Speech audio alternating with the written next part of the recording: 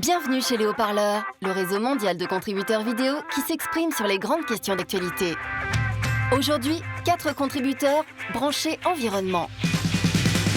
Salut, c'est Caroline à Bruxelles. Salut tout le monde, c'est Hélène au Brésil. Salut, moi c'est Damien, basé pour l'instant en Martinique. Salut tout le monde, je m'appelle Founé, je suis à Bamako. Ils vont nous parler de déchets qui s'entassent, de bananes antillaises, de pollution de l'air et on commence tout de suite avec la forêt amazonienne. Salut tout le monde, c'est Hélène au Brésil. Tudo bem?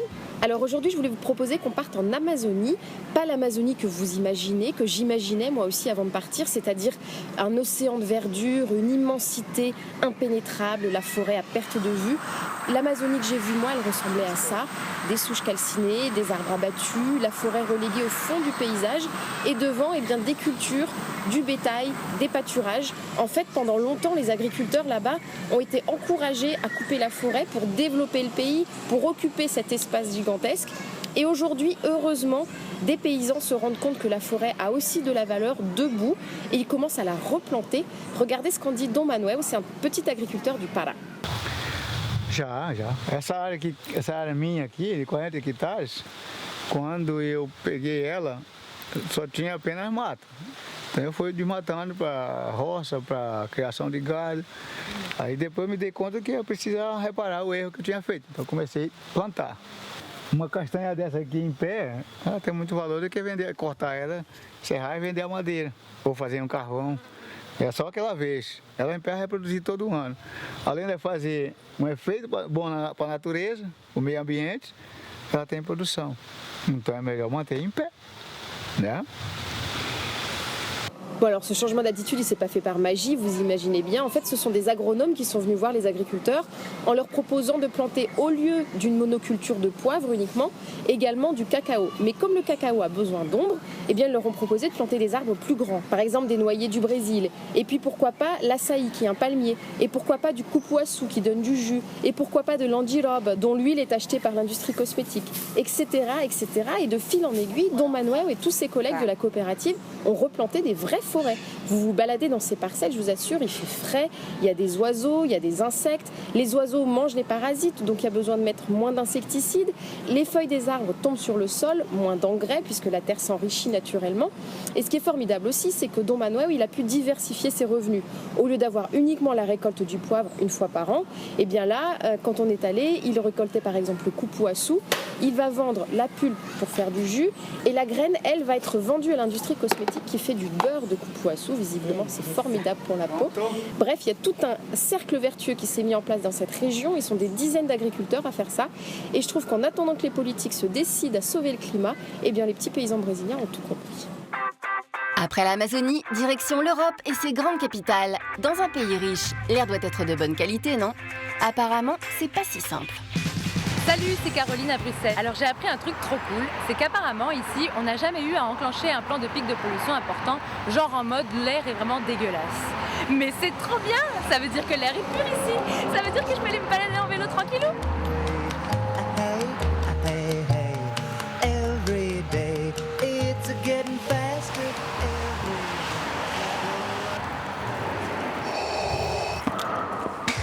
Non mais c'est irrespirable. Non mais je comprends pas. On n'a jamais mis en place un plan de pic de pollution à Bruxelles, mais pourtant l'air est pourri. Mais en fait le problème, c'est la façon dont on calcule la qualité de l'air. J'ai contacté l'agence qui s'occupe de faire ça en Belgique et ils m'ont expliqué qu'on va enclencher un plan de pic de pollution quand on prévoit qu'une certaine quantité de particules fines dans l'air va être enregistrée. Mais le problème, c'est que parfois, ils se plantent dans les prévisions. Alors il est arrivé en Belgique, à Bruxelles, que la qualité de l'air était vraiment pourrie, mais vu qu'on ne l'avait pas prévu, on n'a pas mis les mesures en place. Ici, il y a une plateforme citoyenne qui cherche à faire bouger les politiques. On a rencontré des membres de Bruxelles Air Propre et ils nous ont expliqué qu'il y avait vraiment un gros problème de pollution de l'air. En fait, on a un aperçu très général sur la situation de Bruxelles parce qu'on a des stations de mesure sur Bruxelles, mais on trouve que c'est pas assez parce qu'effectivement, on ne mesure pas tous les polluants et on trouve particulièrement que les particules ultra fines sont quand même très importantes. Les membres de la plateforme Bruxelles Air Propre utilisent un appareil pour mesurer la quantité de concentration de particules ultra fines dans l'air. Alors il faut savoir qu'en moyenne, dans une ville, on enregistre à peu près 20 000 particules ultra fines par centimètre cube. Mais ici, on est carrément monté à 200 000. Alors ces chiffres font pas seulement flipper parce qu'ils sont énormes, mais surtout on se demande quelles sont les conséquences pour la santé. Ces particules ultra fines, ils rentrent vraiment dans nos poumons, ils entrent dans le sang et c'est là vraiment que, en fait, ils commencent à causer vraiment des graves problèmes, comme des problèmes chroniques pulmonaires, l'asthme, des bronchites fréquents, même le cancer. Bon, le but c'est quand même d'avoir des solutions concrètes. Et ça, Bruxelles Air Propre, ils en ont plein des propositions. Il y a beaucoup de mesures qu'on connaît déjà et qui ont à voir avec les voitures les plus polluantes en ville. Mais on peut aussi un peu regarder autour de nous, des villes comme Zurich. Ils ont installé un système, par exemple, au lieu d'avoir uniquement des stations de mesure statiques, ils ont des capteurs de pollution sur les transports en commun qui mesurent en temps réel les polluants les plus importants. Dans les particules très fines se trouve aussi le black carbon, qui trouve son origine dans le diesel, entre autres.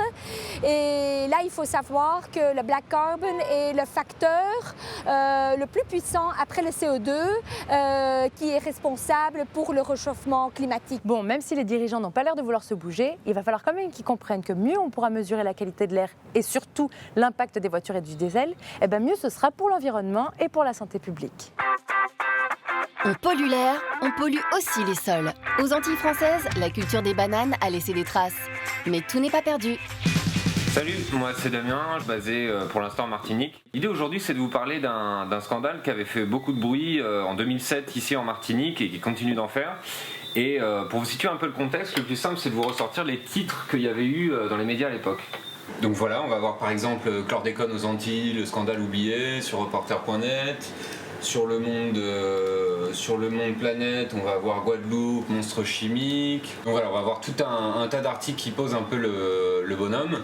Le chlordécone, en gros, c'est un produit qui a été utilisé pour lutter pendant longtemps contre le charançon du bananier, qui est un nuisible qui détruit les bananeraies. Et en fait, c'est un pesticide qui s'est avéré extrêmement nocif pour les sols, pour l'eau et les plantations, pour un peu tout en fait. Et surtout, les scientifiques ont découvert que c'est un produit qui va rester plusieurs milliers d'années en fait dans les sols.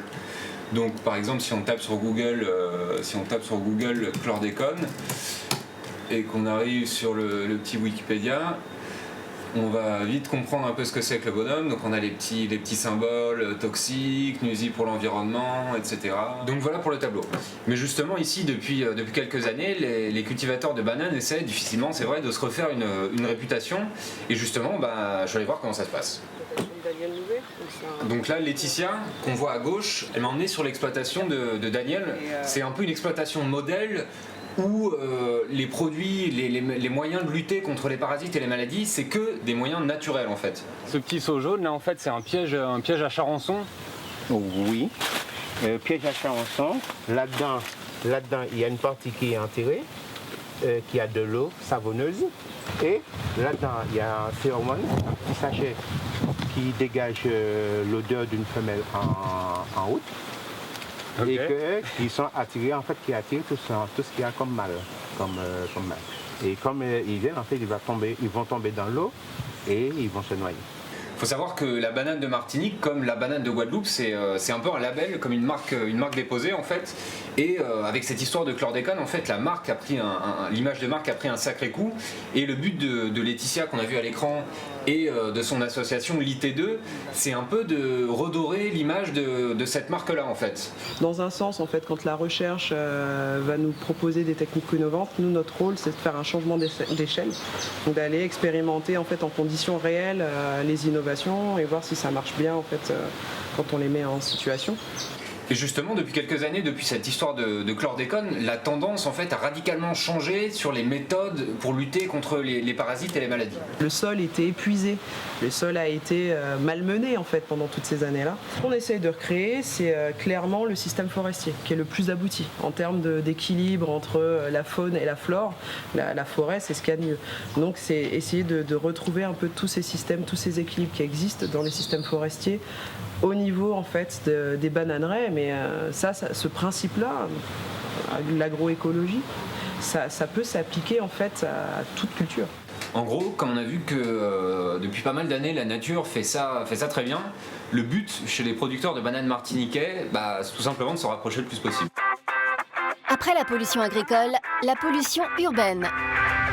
Direction l'Afrique de l'Ouest et ses déchets qui s'entassent. Salut tout le monde, je m'appelle Founé, je vis à Paris mais actuellement je suis à Bamako pour vous parler d'un sujet qui m'interpelle énormément, c'est l'insalubrité de la ville. Prenons le cas des femmes marchandes qui se trouvent au bord de la route et à proximité du caniveau, là où s'entassent chaque jour des milliers de déchets. Ce que j'ai envie de comprendre, c'est quelles sont les raisons qui motivent ces femmes à être à cet emplacement-là et pas ailleurs. J'ai pu rencontrer Madia Kité, c'est une marchande de fruits et légumes, et elle nous explique ses motivations à elle.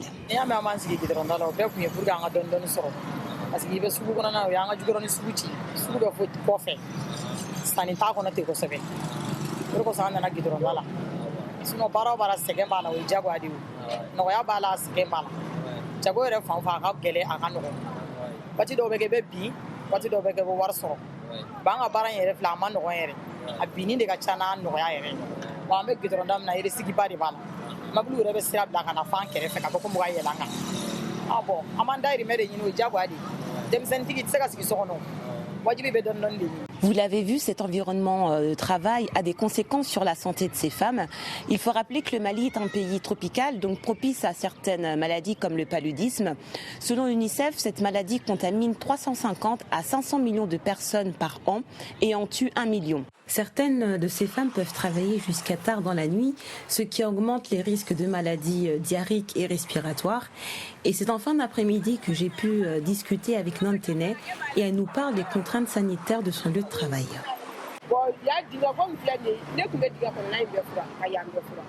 Mais u bɛna ɲɛgɛnji bila ka na ni ɲɛgɛnji bila ka na I b'a furan cogo di donc o de I sen bɛ ɲɛgɛnji la bana de bɛ s'i ma soso bɛ yen bon tile 3 o tile 3 ne tun bɛ nibatini de ta tile 3 o tile 3 ne tun bɛ nibatini de ta soso kɔni bɛ sumaya bila mɔgɔ la mais seri soso k'i kin ne bɛ soso fagafɛn tulu ninnu n b'o mun fari la n bɛ nibatini ta n bɛ da sange filen kɔnɔ a kɔni tiɲɛ yɛrɛ la ne ka sumaya a man ca bana b'a la dɛ mais ne yɛrɛ kɔni ka sumaya man ca ne ka bana faba ye kɔdimi ye.